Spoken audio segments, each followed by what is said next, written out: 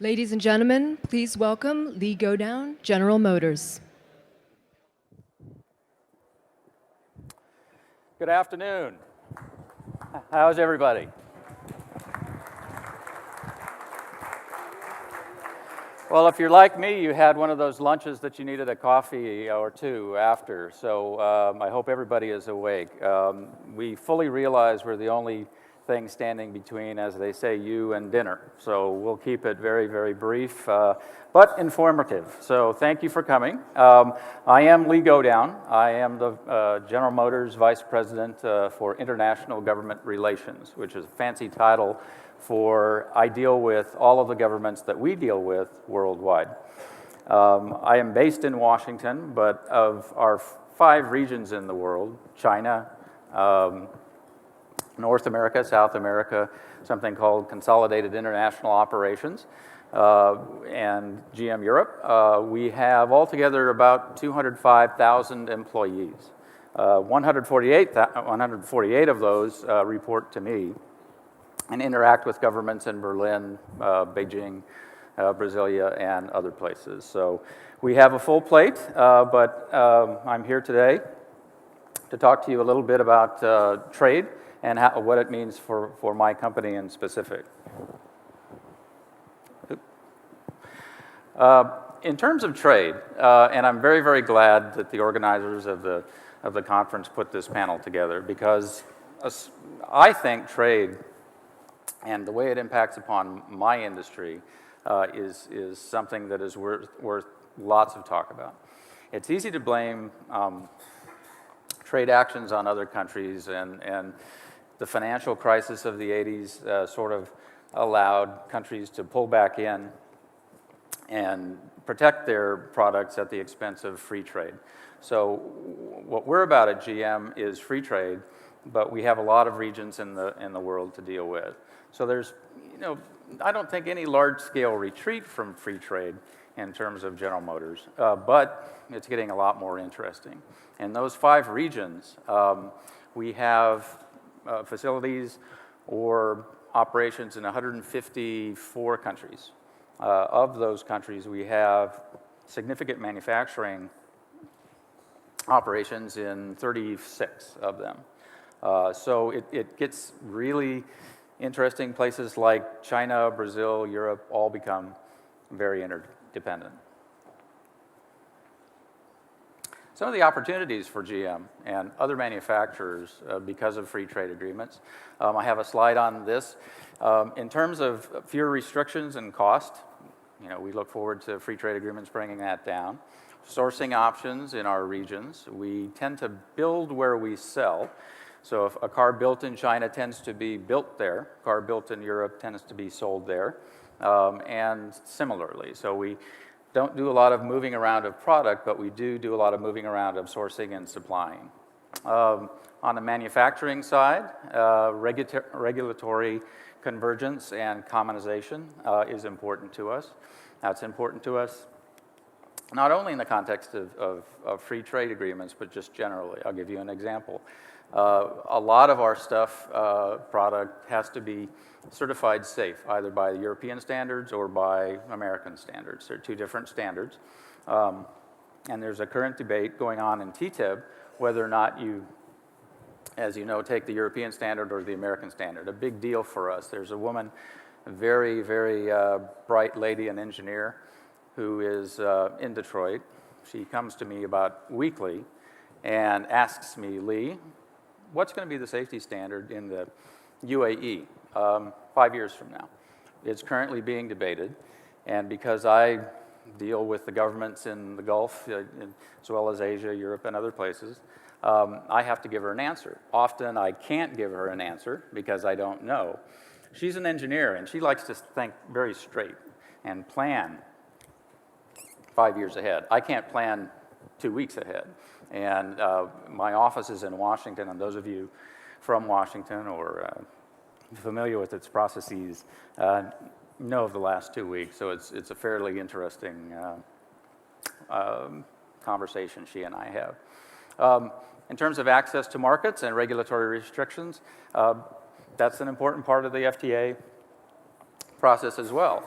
If we're not able to access the markets where we want to sell our cars, we're not going to be able to make a profit. So free trade agreements are very important in that sense to my company. Let me take you back a ways, a little ways, about 10 years, and show you, if I can make it work.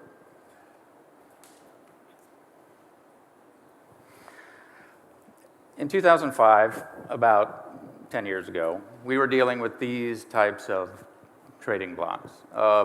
Not too complicated. NAFTA, the Andean area, Mercosur, EU, the Gulf Coast, Gulf states. So it was contiguous, it was common interests. The EU was, kind of the archetypal way that we would like to be treated as a business. NAFTA was a surprise to, I think, many people in the industry, manufacturing in specific. So I think NAFTA has turned out to be actually a fairly popular and a good benchmark for free trade agreements. As a result of NAFTA, as a matter of fact, 95 or 97% of our parts and supplies that go into our products in Canada, the United States, and Mexico come from that region.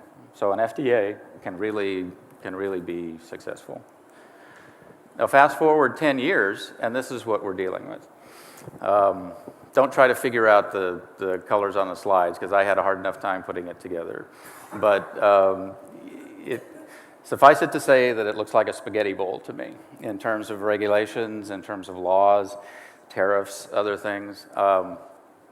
So my job is to go to my chairman of the board and my CEO every week and try to explain how this is all going to work into the product plan, which is not easy because it's kind of a spaghetti bowl.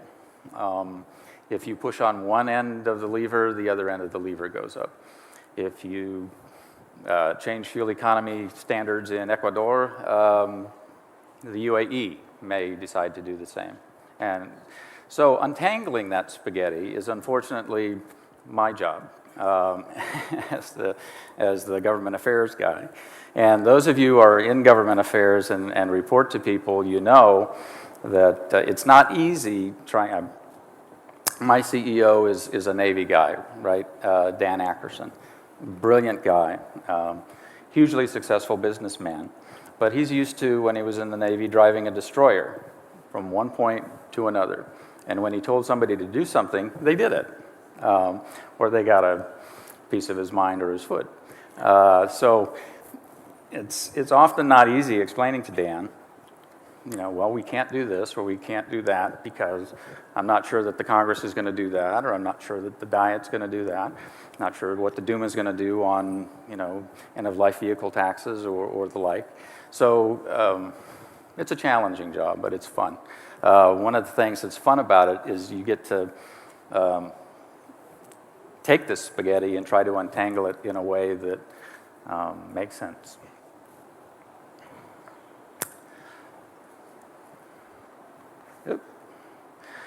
So in terms of our top markets, as you can see, China is the biggest market we have at 2.8 million cars a year.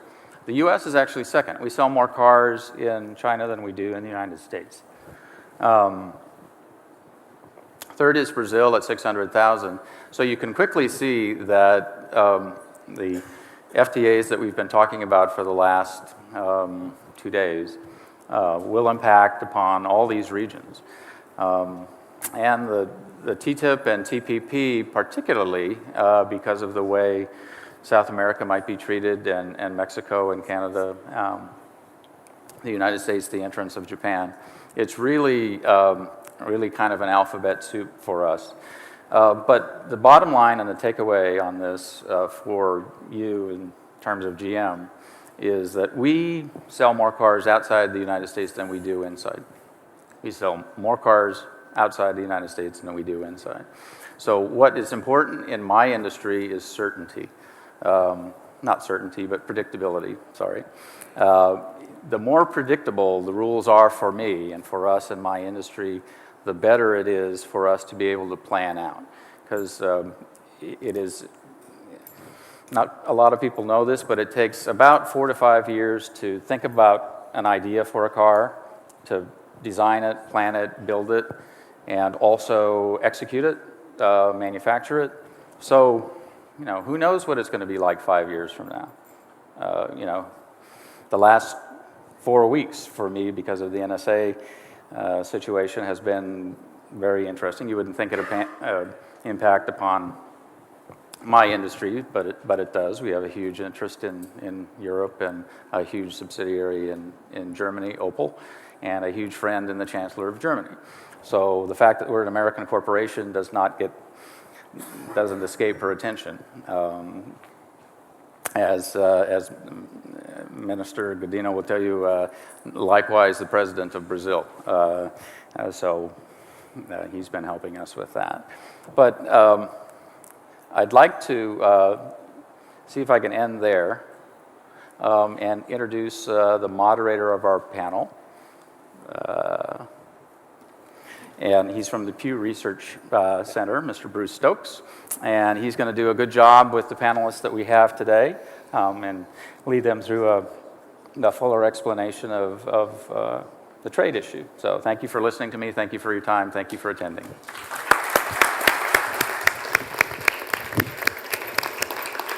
Thanks, Lee. I think that was a great introduction to the stake that all of our corporations have in trade, and by extension, then all of us as citizens of this region and of the world have in trade. My name is Bruce Stokes. I'm the Director of Global Economic Attitudes at the Pew Research Center, which is a nonprofit NGO that specializes in survey research. But for the last generation, I spent most of my time writing about, thinking about trade, and for 2 years was a senior fellow at the German Marshall Fund working on trade. So I look forward to our conversation with our panel and with you on the future of the trade system. We have a short movie to introduce the topic of the shifting winds of trade that we're living through, and so if they can go to that at this point, that'd be great.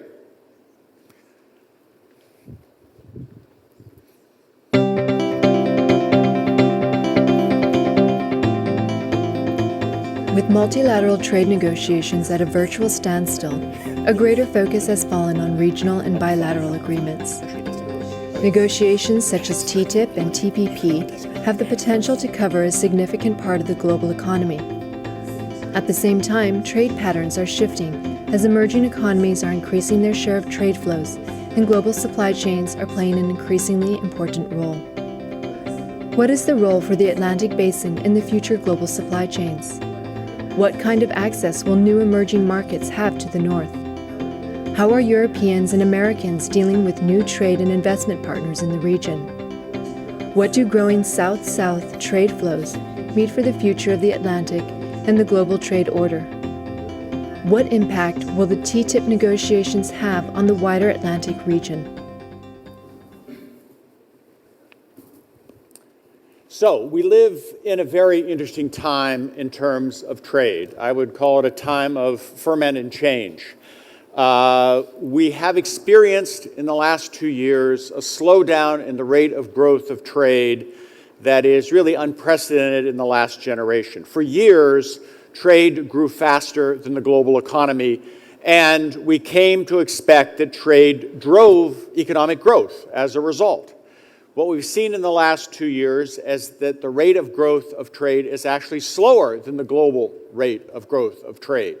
Now, on one hand, that may be explainable and understandable. We've gone through a near-death experience of a global recession. Although that doesn't necessarily explain it completely. It may well be that we've had a slowdown in the growth of trade because of protectionism. Although the evidence of formal protectionism is very thin, there's a lot of concern about what we call stealth protectionism. It could be that the rate of growth of trade is slowing because for the last decade or so, there hasn't been much multilateral trade liberalization. So after a period of great activity in that area, the Doha round has gone nowhere. We're not getting the kind of policy liberalization of trade that we might have expected. But more challengingly, it could be that the old paradigm that trade is going to grow faster than the world and pull the world along may be changing. We don't know. But it may well be that for a variety of technological and other reasons, we are satisfying more of our own demand through domestic production, and that may be the future. So we have some interesting issues to talk about in that regard. At the same time, we are embarked upon some very unprecedented trade liberalization initiatives, certainly unprecedented in the last decade or so. We have the US and Europe negotiating a transatlantic trade and investment project. The United States and parts of Asia, about a dozen countries in the Pacific Rim, but principally Japan, have a trans-Pacific partnership that they are negotiating.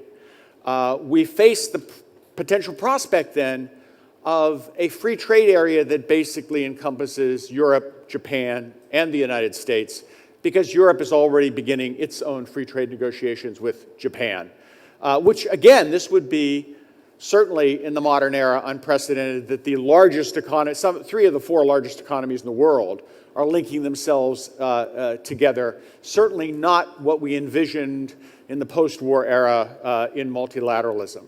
At the same time, we have a new effort through the WTO to enhance the liberalization of trade and services.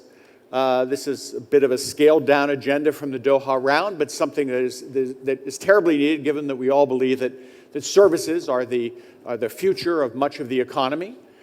We have an attempt to update and upgrade the Information Technology Agreement through the WTO, something we signed in the 1990s, but it leaves out a lot of products that now need to be included. That could breathe new life into the multilateral system. And we have a continuation of efforts to do bilateral free trade agreements. Canada and the EU just announced they've finalized, after a number of years of negotiation, a free trade agreement between Canada and the EU. So we have a lot of activity on the trade front, which may be a response to the slowdown in the rate of growth of trade, or it could be merely the time has come to do that, and we're moving in a different direction. The question really we're going to talk about today is, should we be hopeful about the future of the trading system and about trade in general? Or should we see some of these developments, these bilaterals and regionals, as really a threat to what the consensus opinion has been, that multilateral trade liberalization is the best way to spur growth around the world, and in fact has been terribly successful for the world in the post-war period. So those are some of the issues that we hope to address today. I'd like to introduce our panel. I'm going to ask them some questions. We're then going to ask you, the audience, a few questions. And then we're going to have a real discussion and dialogue between you and our panel. Let me start first with Daniel Godinho, who is the Minister of Trade for Brazil. Mr. Minister, we have a new Director General for the World Trade Organization. He is a Brazilian, a highly respected Brazilian, and was the Brazilian ambassador to the WTO. I would presume that because Brazil believes in multilateralism, but also because you now have a Brazilian running the World Trade Organization, that Brazil is going to renew its support and its initiatives in the WTO and multilateral arena. But at the same time, let's presume for a minute that the TTIP, the Transatlantic Trade and Investment effort, and the TPP, this Asian effort, let's presume they succeed. Does that not leave the Brazils of the world, and by that I mean Brazil and the other BRICS, on the outside looking in? And do you have an alternative game plan for Brazil in that context? Well, let me maybe begin with the Transatlantic Partnership negotiations, which shows, in my opinion, a trend in itself. Trade liberalization so far traditionally looked a lot at tariffs, tariff liberalization. And maybe in no other trade negotiation you can see a reality which is so far from this old reality, old trade reality. These negotiations are not at all about tariffs, even though there are some challenges regarding tariff peaks, which are high tariff is applied on agricultural products. As a Brazilian watcher, I am really curious to see how they're going to deal with this issue. But in any way, this negotiation is about regulation.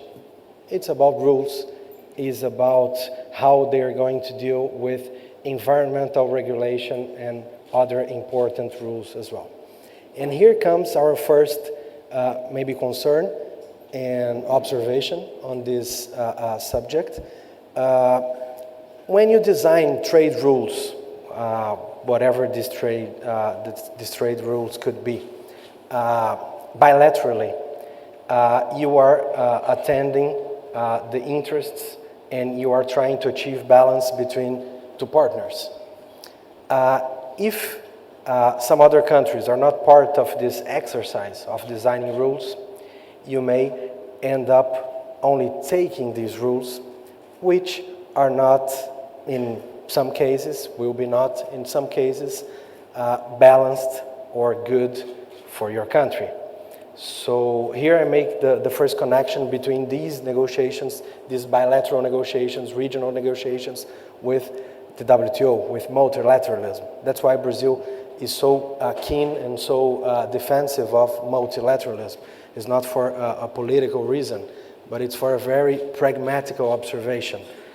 This is the fora in which you could and you can develop and design really balanced trade rules. And well, since I'm talking about the WTO, there's many other reasons for the importance of this multilateral forum, such as the discussion of subsidies. You cannot discuss subsidies bilaterally. So it's another very practical reason for Brazil and other developing countries being so supportive of the WTO. So if I turn into the Trans-Pacific negotiations, some of the challenges are the same. We are maybe especially interested in these negotiations because some of our neighboring countries, trade partners, are part of this initiative. And I only take this opportunity to talk about our integration, which is sometimes forgotten. In South America, in Latin America, we do have a very important and advanced trade network. We do have trade agreements with all our neighboring countries, and it helps explaining why we are so successfully in exporting to these countries and exporting mainly high added value products to these countries. And let me just finalize talking about another initiative that can also change the landscape of Atlantic trade. We are currently negotiating the Mercosur European Union agreement. And until the end of this year, we're going to exchange offers in goods, services, investments. And well, I hope I can turn into this subject later on, but this is also a very important movement that is currently going on and might have important impacts in our trade. So not to put words in your mouth, but there's a possibility, at least, if we have a TTIP, a US-EU free trade agreement, with the Mercosur European agreement, you begin to get an integration between those two groupings, and possibly someday that would include the US, at least through the back door. So, Yuri Dadush. Yuri is an old friend who directs the International Economics Program at the Carnegie Endowment in Washington, one of our premier think tanks. Bills itself as a global think tank because one of the few think tanks in the world that actually has offices all over the world.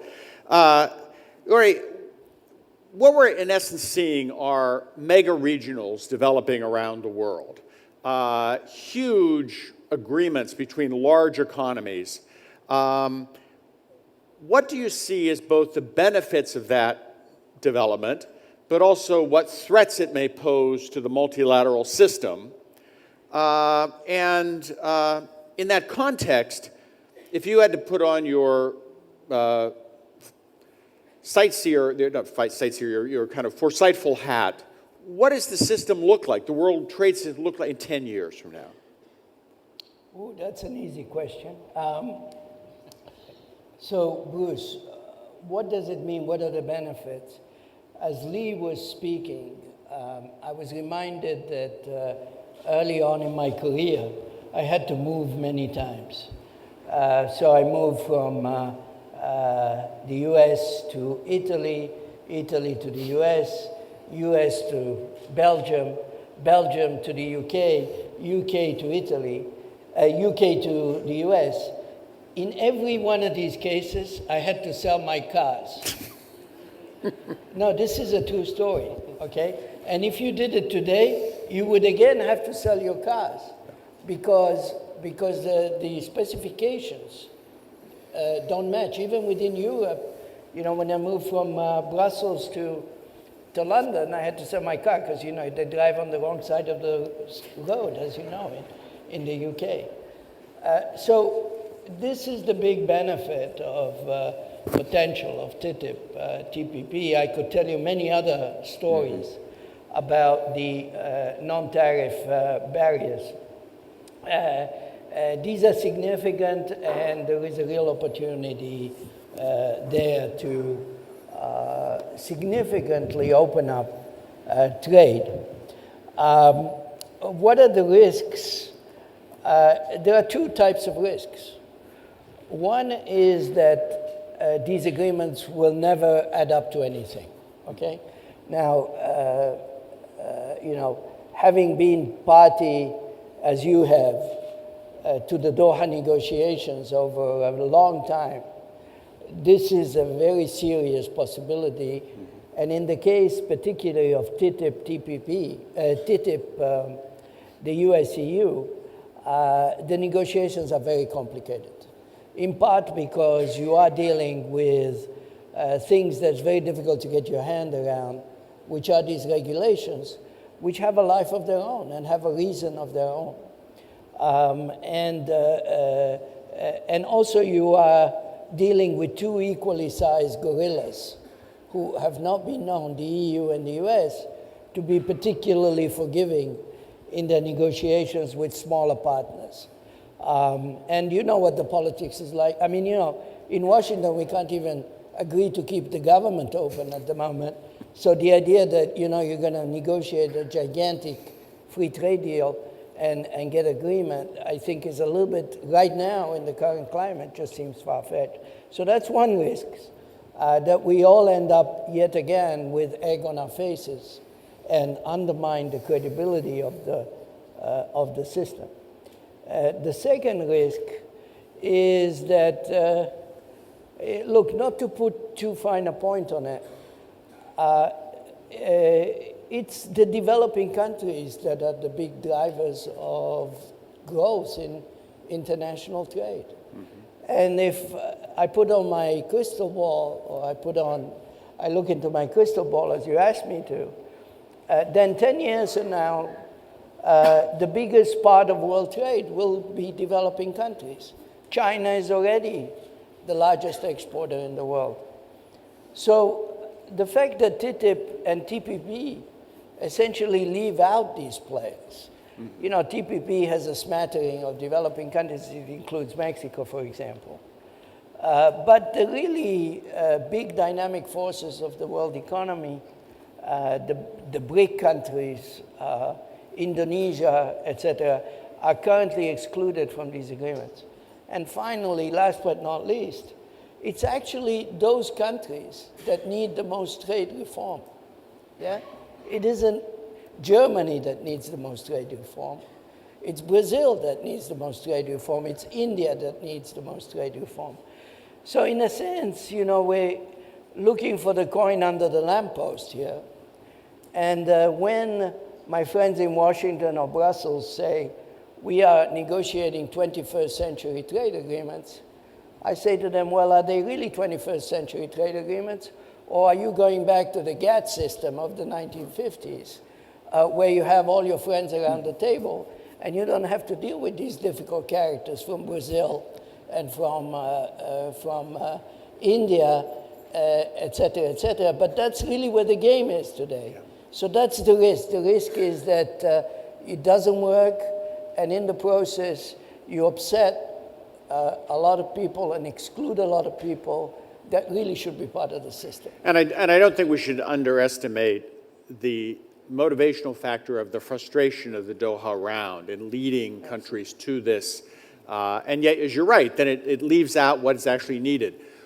Rod Hunter is the Vice President International for the Pharmaceutical Research and Manufacturers Association of America, basically PhRMA, what we know as PhRMA. But before that, worked in the White House, the National Security Council, at the U.S. Trade Representative's Office, has done a great deal of work in and with Europe. So, Rod, I'd like to ask you a question about TTIP in particular.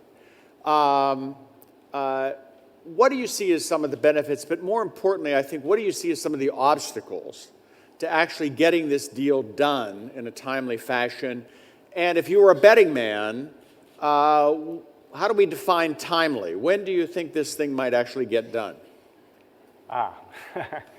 There have been a series of economic studies about the potential benefits for the bilateral, the US-EU bilateral.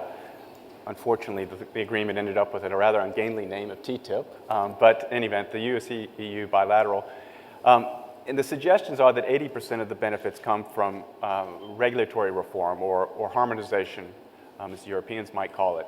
And relatively small percentage of it comes from the tariff liberalization. But you mentioned that a lot of the negotiations in the past were essentially negotiations among the friends. So basically it was the WTO negotiations, the GATTs were largely negotiations around between the United States and the European countries, and then as Japan became more important, it became more central to those negotiations. And because of those series of negotiations over decades, the trade barriers that the United States and the European Union have are relatively low. The average US tariff is only around 3%, the average European tariff maybe 5%. And of course, those have to be applied for trade with the whole world. Where all the burdens are, in fact, or where the obstacles are with other countries and major emerging markets and others. So that, to answer the question, is really the focus. It would end up being on some agricultural tariffs, but particularly on the regulatory space. Now, I had the fortune and misfortune of spending more than a decade of practicing regulatory law in Brussels, and then I had the fun of litigating the biotech case for USTR against the European Commission. And the regulatory systems are quite different. The Europeans, when you press them on it, they make the argument, well, we can't do something that would be essentially a constitutional change.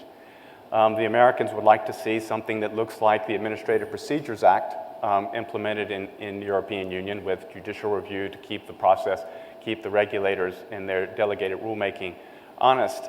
I think that this is going to be a long and painful process. I think this is likely to transcend. I think that the phrase that the commissioner has used is, or Mike Froman has used, one tank of gas, but it must be one tank of gas in an electric car. I think we're talking about the next president being the one who will see its closing. Politically, however, and this would be different with TTIP, I think politically getting it passed through the legislative process in the US would be relatively easy. I mean, there'll be the pain and suffering that always goes with a trade bill. I mean, even the Bahrain trade agreement was difficult, but in the grand scheme of things, not so difficult. I think that the TPP agreement, the one with the Asian countries, in particular Japan, is one agreement that may be completed sooner, but the political process of getting it passed through Congress is a much more dicey thing. Thanks. Elias Lynx, You were the South African ambassador to the EU. You now teach at Stellenbosch University at the business school there. Any of you who have not been to Stellenbosch, it is a beautifully sited city, gorgeous, but the wine is really what you go there for. Absolutely. So, Elias, let me recount to you and to the audience two anecdotes. One is, some of you may know, the European Union has, years ago, signed an agreement with developing countries called Everything But Arms Agreement, which meant we're going to remove all barriers to trade for everything except arms from these least developed countries. I remember calling the number 2 trade official at the EU at the time and to congratulate him on what I thought was a wonderful initiative. And he started laughing. And he said, Bruce, let's be serious. Do you think we would have given them anything if we thought they could take advantage of it? Now, that's one view of the inability of, especially the least developing countries, many of which are in Africa, to take advantage of any of this trade liberalization. The second anecdote, though, was a conversation I had with the president of the American Electronics Association several years ago, and I said to him, okay, a generation from now, your guys are all manufacturing in China. Where are they going to be manufacturing in a generation? Without hesitation, he said, oh, in Africa. So the question is, to you, Elias, is Africa in particular in a position to take advantage of any of this trade liberalization, even if they let you into the game, which is a separate issue, and we might want to talk a little bit about how to get into the game. Yeah, thanks very much. I think, there are a number of perspectives that one can take from an African perspective. I think for the first, it is the perception that the big guys are getting together again, and to the exclusion of the South. The type of negotiations, however, will be perceived as something that we can benefit from, in the sense that much of what the auto manufacturers produce these days are taking place in the South. So with the globalization and the fact that factories move to the South because of many reasons, if there are such negotiations taking place at that north-north level, there could be benefits for the South. And just speaking from my own country's perspective, we've got an industrial policy that allows manufacturing to really benefit from the trade with the developed countries. So from that perspective, there's a positive. But I must say, the perception issue, the political issue, is one that still worries, and we have to be cognizant of the fact that both of these powers, all of these powers, are in bilateral arrangements and negotiations with South Africa and Africa in the so-called economic partnership agreements. With the European Union, they're busy. With AGOA, well, that's not an agreement. That is something that is granted by the US to Africa. AGOA is something that can be taken away anytime, but we trust and we have seen that there's a will to support. So from that perspective, there are relationships between Africa and both of these powers, all of these powers, that we trust will endeavor, or that would make it possible for us to benefit from the trade that is generated by this agreement or these agreements. Thank you. I might point out that the German Marshall Fund supported, and we published 2 years ago, a study advocating TTIP. But one of the provisions we had in there was a suggestion that it be an open agreement, that anyone could join if they wanted to. Now, I will admit to you, that meant they would have to sign up to all the disciplines, which many countries would have difficulty doing. But the principle was that it should be an open agreement that other countries could join. We're now going to go to the first question we'd like to pose to the audience. So get out your little gizmos. Limber up your thumbs here or whatever.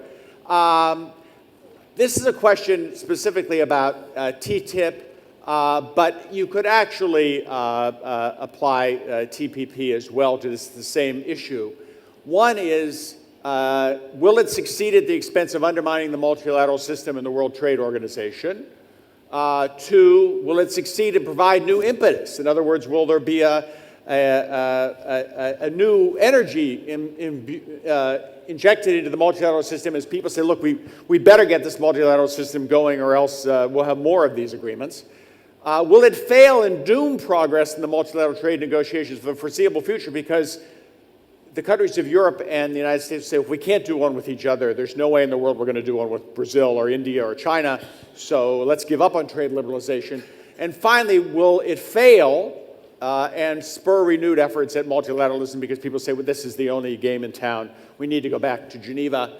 You have 15 seconds to make your choices. What we will do, if they can start the 15-second clock, that'd be great.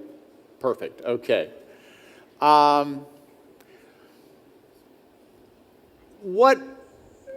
One of the conceits of this set of questions, and really of this panel, has been what can be done through the trade negotiating system in a formal policy process. In other words, we're having a policy debate on what should be the initiatives. And as we can see, basically, people expected to, a plurality of people in the room expected to succeed, and that this, through a process of competitive liberalization, will spur new progress in Geneva. I think it's probably the most encouraging answer we could have gotten out of the group. But one of the things I want to ask is, as I say, the conceit here is that we have these policy options. I want to ask the panel, and anybody can jump in here, but let's keep it short. What if that's the wrong question? What we haven't talked about here is the elephant in the room, and that's China, who is not part of TPP, is not part of TTIP. And is it possible that trade in the near term is going to be driven by Chinese investment and Chinese-designed supply chains, subject really to the self-interest of China with no real rules other than the ones that China dictates? Is that a plausible alternative to these various options of TTIP and regionalism and so forth? Anybody have a thought? Yeah.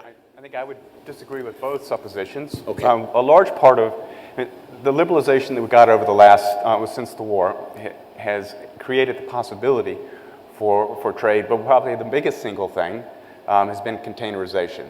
I mean, I think we probably all owe a great deal of gratitude towards Malcolm McLean, who invented containerization in the 50s.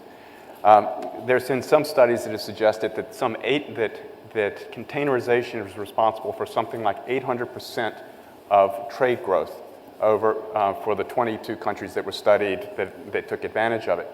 And then a comparison looking at the impact of bilateral trade agreements only accounting for about 45% of an increase of trade.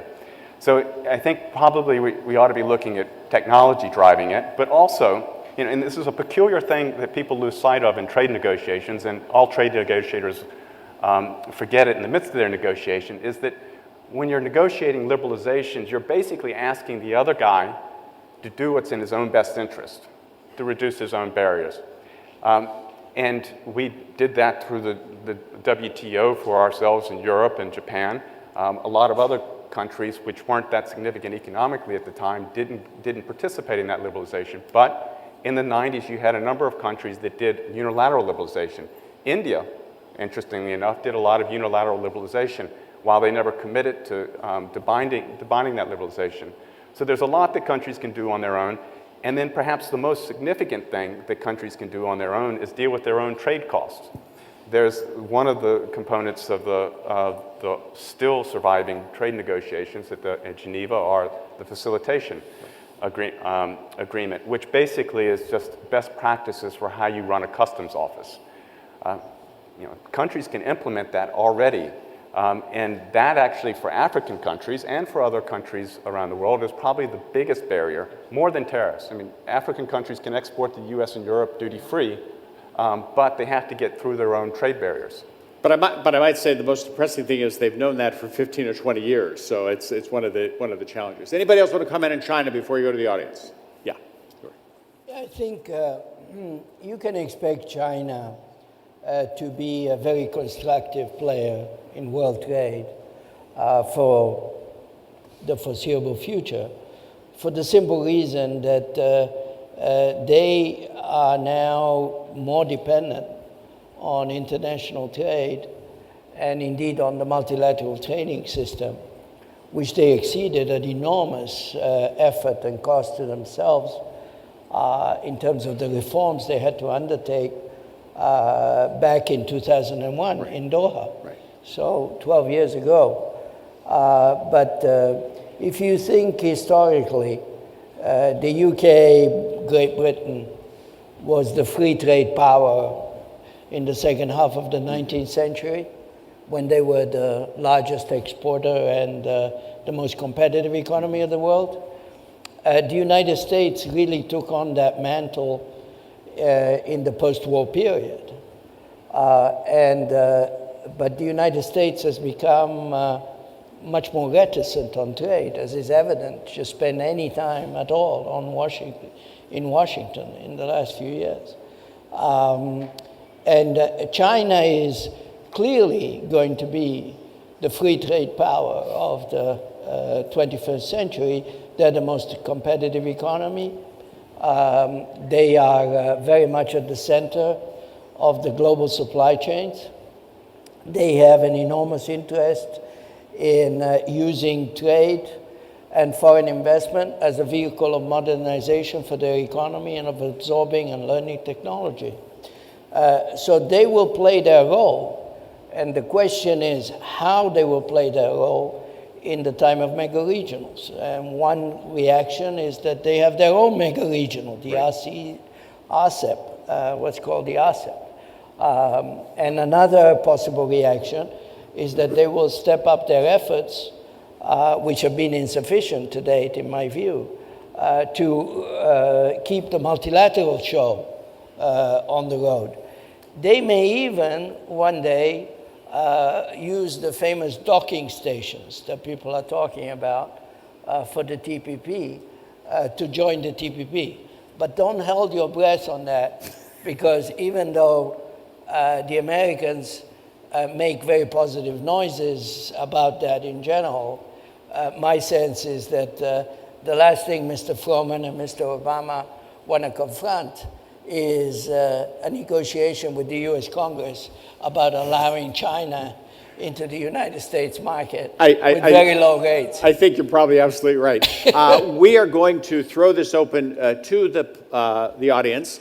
Please identify yourself. If you can, direct your question at a particular panelist so they don't feel compelled. Everyone can feel compelled to answer every question. You can also send your questions in, and we will have them up on the screen, and we'll pick and choose among those. And I'll try to take a couple of questions just so we don't, so we get as many questions as possible right here in the front. Yeah. Thanks, Bruce. Nelson Cunningham at McClarty Associates. My question is directed to Minister Godinho. There is, conveniently enough, along the west coast of Latin America, 4 Latin American countries, Chile, Peru, Colombia, and Mexico, have just announced something called the Alliance of the Pacific, which is a trade zone which they are negotiating amongst themselves. I understand that Costa Rica is also interested in this, and a Canadian official told me that they were looking at this very closely. My question for Minister Godinho is, what is Brazil's view of the Alliance of the Pacific, and would Brazil consider joining those negotiations? Okay, right next to you while we're here. I'm Alfredo Valadão, Brazilian, but professor at Sciences Po in Paris. I have one question to Rod Hunter and another to Uri. These TTIP negotiations are mainly about regulation. So it is inside the border problems. And fundamentally, it's a negotiation between regulatory agencies. The WTO has put up a list of 8,000 products and looked at what was possible. A big chunk could be harmonized. Another big chunk could be mutual recognition. And another was very difficult. Is it impossible that these negotiations can have early harvests in terms of regulatory agencies' agreements that can pass through administrative forms? You don't need Congress for that. So this is the first thing. The second question is to Uri. I would like to be a little bit skeptical about the significance of South-South trade coming up, because all this is linked to the big chains of value. So 60% of trade is parts and components, and then you have commodities. So, but in the end product has to go to the big markets, the United States, and Europe is 50% of the world consumption. So if TTIP passes, they will have a huge impact on all this, because it will determine who gets the biggest chunk of global value added. Okay, we'll have one other question, then we're going to go to the panel. Yeah. Well, Amana Palacio from Spain. I'm very surprised that the word investment hasn't been pronounced. To what extent is just speaking about trade a GATT vocabulary? To what extent the TTIP, because it has investment, and because today, frankly, you cannot speak about trade without investment, is really one of the characteristics of a 21st century? Great question. Mr. Minister, you want to go first? Yes, please. Well, in regards of the Pacific Alliance, as I was telling before, Brazil does have agreements with all our neighboring countries, and this is also the case of these countries. We have an agreement with Chile with almost 100% of trade liberalization. Peru and Colombia still ongoing in terms of trade liberalization, but it's getting close to 100%. And with Mexico, we have an agreement on automobiles.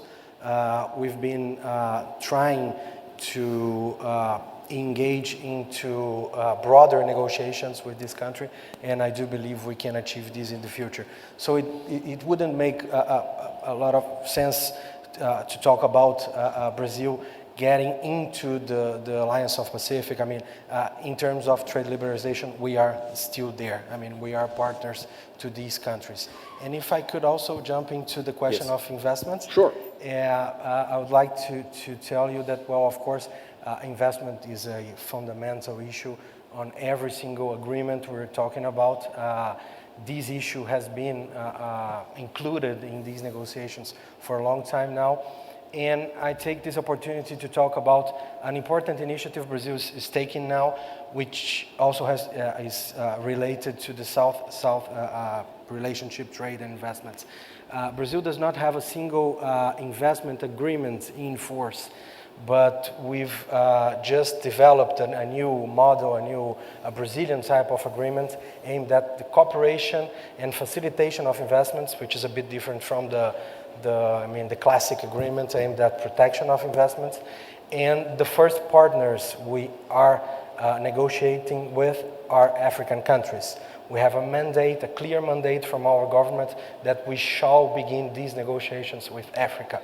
So I think it's a clear message of how important investments are and how engaged we are in South-South trade and cooperation. Rod, question. On regulatory harmonization, is the questioner right, and we should expect virtually no progress in the short run because of the difficulty of this? Or is that being too cynical, and in fact there are reason to believe we can actually make some progress? Well, I think he was suggesting the possibility of doing it in blocks so that you might be able to do early harvests of various sorts. Well, first observation is that every single regulator thinks what he does is more important than anything else that exists on the planet, and is absolutely appalled at the idea that those uncouth trade negotiators get into the business about haggling about what their particular areas, whether it's finance, whether it's food and drug regulation, whether it's environmental. some of us will remember the 90s and the painful exercise of trying to negotiate mutual recognition agreements between the US and Europe. And it took us about more than a decade, at least in the US, to get over that experience of how painful it was negotiating with the Europeans on mutual recognition in the regulatory space. I think that if there's the political will, you could get progress, but it will take presidential level engagement. And not least given in the US side that you have a number of independent regulatory agencies who even think they're more independent than regulators normally do, SEC, CFTC, for instance. The possibility of early harvest, I hope not, and I'll explain why. The real benefit, as we've talked about, of TTIP, US-EU agreement, is in the regulatory harmonization or common approaches. It would be quite easy to come up with some sort of solution that looks like a good press release, and they might get a little bit of improvement in one or two areas within the next year or two, and then just to call it a day. But after you do something like that, then you've lost the momentum, sort of like in the WTO speak, the single undertaking. You've lost the momentum, the pressure to get a much more ambitious deal. And I think that at least those who are interested in seeing its success should want to see a deep deal, even if it takes longer. The one thing about the nature of trade agreements, having seen this from a White House and seeing how presidents think about it, is that presidents may be interested in the economic benefits of trade agreements, but they're basically, from presidential perspectives, foreign policy instruments. Once you get a trade agreement started, once you reach a certain level of momentum, they happen. They may take a long time, but they happen, at least bilateral deals. And you could take the Colombia-South Korean agreements most recently, even though the Democratic Congress balked at them during the Bush years. I think that now that we have the US-EU agreement on its way, it will be completed. The question is whether it's done in the short term with early harvest and that doesn't end up being very ambitious, or whether it's done over a longer time horizon, is much more comprehensive. And then, it does raise for, I think, Brazil and other major emerging markets, the standards issue. In that context, have US and Europe set standards that will have a global impact that may have an impact on your trade? Maybe Yuri, or could you address, one of the two of you, address this question of, are we really setting up a situation where the South is denied the value-added benefits of increased trade through these agreements, TTIP in particular? And briefly, either one of you want to address that? Yeah. Well, the answer is no. The short answer is no. To me, the bigger concern is that you break the momentum at the WTO because of the exclusion of these countries. But if you ask me technically, will the developing countries be effectively penalized in a major way through these agreements? My answer would be no. And the reason is twofold. Number one, the tariff levels of the US and EU at the moment are very low. So that if they give preferences to each other, as a result of the agreement, these preferences will be absolutely tiny, by definition. So you're not really diverting trade away from the developing countries in a major way. And the second is that insofar as there is a unification and harmonization of standards, that also creates opportunities for developing countries, because basically a country like China that is very quick to react to these things can say, oh, all right, we're now going to use one plug, right? My biggest concern in these negotiations is I don't have to carry 10 plugs every time I travel. Okay, we're going to have one plug. Who's going to produce the plug? I tell you who's going to produce the plug. It's going to be China. Okay, and they're gonna and they're gonna benefit from it because they're gonna produce a lot of plugs. So, in other words, developing countries can adapt to these standards and actually use the market-creating opportunity. All right, I'll stop there. Yeah. We have some questions from the audience. Mr. Godinho, the first question actually is from you, and briefly, we don't have to get into the details of this. Mercosur and the EU have been negotiating a free trade agreement for, it would appear, about a decade or so. Without giving us any kind of insider knowledge of what's going on, can we expect to see one in the next couple of years, or is it going to go on for another decade? Well, the negotiations actually started like a decade ago, but they were interrupted in 2004 when we exchanged offers and the offers were not considered good enough to keep the negotiations going on. Now, well, the negotiations were retaken in 2009, and we are exchanging offers again in goods, services, and investments until the end of this year. So we do hope we can achieve a very fast result on that. Okay, we all wish you luck on that, certainly. Let's do a couple more round of questions here right in the front.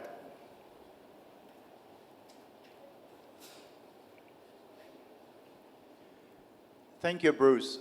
My name is Wolfgang Porzig. I'm with DHL, the transportation and logistics company. Our industry obviously is deeply engaged and supportive of trade promotion and TTIP and TPP. Mr. Hunter already referred to the two-part process. You need to conclude the agreement, and then it has to be ratified domestically. We have seen over the last several years additional domestic constituencies getting involved. NGOs arguing for sustainability issues, trade unions pushing certain notions of labor laws which are not unanimously agreed upon by all parties. Question, would you see this as an opportunity or as an obstacle in terms of getting a concluded agreement ratified? Let's start with TTIP and TPP. Thank you. Okay, a couple more questions right behind you there. Thank you. Roberto Dondich from Mexico. To Mr. Godinho, there's one of the realities we're looking at, not only in trade negotiations, but all negotiations in the multilateral field, is that the number of countries participating has grown extensively in the last years. And therefore, the requirement of unanimity in support of a decision has made many of these bodies unable to come out with any product. UN disarmament negotiations are a good example, Ottawa, landmines, etc. Now, I think one of the reasons that we are looking at this diversification is because there's no end product in the rounds. How do you see what needs to happen in order to there be a product coming out of the rounds, and how do we deal with this idea of not requiring unanimity, but allowing for a grand majority of countries to get to something? Great question over here. I think we had a hand. Did I see a hand over here? No. Right there. Yeah. Thank you very much. Esther Brimmer, now at the Elliott School at George Washington University, Washington, D.C. And to pick up on a couple of the points, the first is on the role of international organizations in rulemaking. One of the things international organizations do is set global standards and help states to meet them. If I may ask you, Mr. Minister, you talked about Brazil's support for the WTO and hence making sure there are rules they were able to have rules of the road. One concern for all the panelists is that, in effect, that the discussions about labor issues and others which happen in other fora are now separated. You now have countries that actually have high labor standards negotiating with each other. Will we see less attention to the maintenance of labor standards? And the other is the importance of global norms, one of which is copyright. Copyright is actually handled in a variety of international organizations. What I'd like to ask Mr. Hunter, obviously a bigger issue for pharma, is what happens given that it's the countries that are not part of TTIP, not part of the TPP, that may be the challenges on things like copyright. How will that get handled in the future? Thank you. Okay, why don't we go to those questions? Who would like to tackle the question of the growing role of NGOs in the political process as we try to make these trade agreements? And I guess I would sharpen that question a bit. Why shouldn't they be involved? If globalization affects their interests, why do they have no less of an interest in the outcome than your corporation or other corporations? Yeah, right? Well, I think we've certainly seen a lot of NGO activity and interest in trade negotiations since Seattle. I mean, that was certainly, it certainly had a lot of attention. I had great fun in Seattle. I don't know about the rest of you, but... Yeah, exactly. And so, in some sense, I don't think that's really new. What's maybe new is the change of the political process in the European Union. So now that the European Parliament has a say, where in essence it got to be a spectator in the past. And so you may see some of the same sorts of domestic political debate that we have in Washington taking place in Brussels about trade agreements. And to answer the question about the impact of these agreements in the political process, as I alluded to, I think that the TTIP, the US-EU agreement, largely because, as you mentioned, these are economies that are on similar levels of development, have roughly similar kinds of standards. I think politically that will not be that much of a challenge whichever president brings it to Congress and whenever that happens to be. I think that TPP, for just the reasons you allude to, is going to resuscitate a lot of those discussions. It may not be quite as charged as Colombia, because there was an ideological history there, but it may well be a repeat of sort of the NAFTA discussions. And it's important for people, I think, to keep in mind that that in the US, we've seen over the last several decades stagnating wages for average workers. And also in Europe, stagnating wages for average workers. In some ways, it's been quite remarkable that there hasn't been more concern. I would add, Rod, just for those of you who don't follow what happens in the US, our surveys show that Americans believe trade destroys jobs and lowers wages, and they don't accept the argument that it lowers prices. So I do think that a generation of stagnating wages may show up in a debate that is slightly different than from before. Elias, you wanted to jump in here, right? Yeah, I think in the case of the developing world, I'm just using my own country again as an example. The type of agreements that are negotiated definitely has a very direct impact on labor unrest. We've seen it in South Africa. And, you know, all of these things that they perceive as being unjustified or injustices against them, wages and stuff like that, they will stand up. And we've seen that in South Africa. Just coming back to this question of investment, which I think is an important one, you know, in my view, the investment follows the trade, and if there is trade, you would want to see the investment follow. But in the case of, again, the developing world, we have these bilateral investment treaties that have become a very difficult issue because of the numerous ones that we have to sign up to.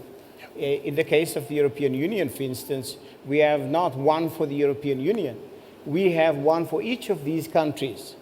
And the monitoring, the regulation of those becomes an enormous task, and they're very, very, very different. Fairly on. Mr. Minister, we want to go to the audience for another question, but let me ask you, one is, do you see, as a Brazilian, a need to reform the decision-making process in the WTO? We'll focus it on the WTO, where it has to be unanimity. But also, we had this question about the kind of rules of the road, the norms setting standards. And actually, it bears on a question I was going to ask you earlier, which is TTIP in particular. One of the hidden or not so hidden agendas is we want our values in regulation, the European and American values, to be the dominant global values. And we're worried that maybe the Chinese or others have different values. So how do you, as a Brazilian, view that in terms of what should be the norm globally? And so reform of the WTO and normative questions around regulation. Well, these are very hard questions. Of course, we do believe that something has to be done in terms of governance at the multilateral level. I think you will all understand that if I say that I don't dare to say what, I think this is a very important task for our DG. Our, not Brazilian anymore, Roberto Azevedo. But I think in the meantime, we have to be pragmatic, as our colleague from Mexico was saying, and we've been pragmatic. We're showing all these maps. Brazil is also negotiating trading agreements with every countries in the world. So, I mean, we are doing what we should do. In regards to labor issues, I think even though they are, of course, of foremost importance, they obviously add more complexity to the whole negotiations.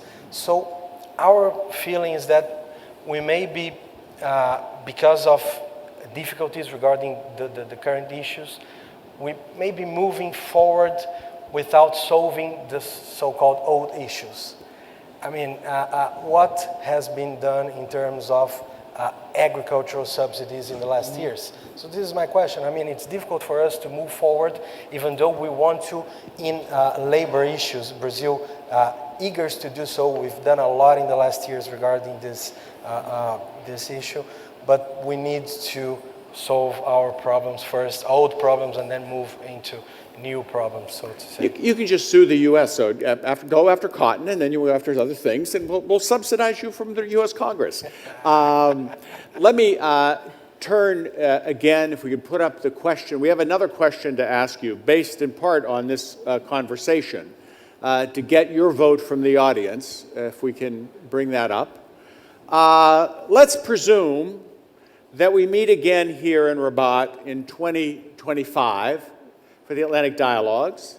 And what do you think will be the big driver of world trade by that point? Is it multilateral trade liberalization through the WTO? Basically, the GATT and the WTO have been the drivers in the past. Is it regional deals?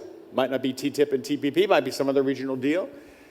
Is it new regional deals not yet contemplated, possibly among the BRICS or South-South arrangements?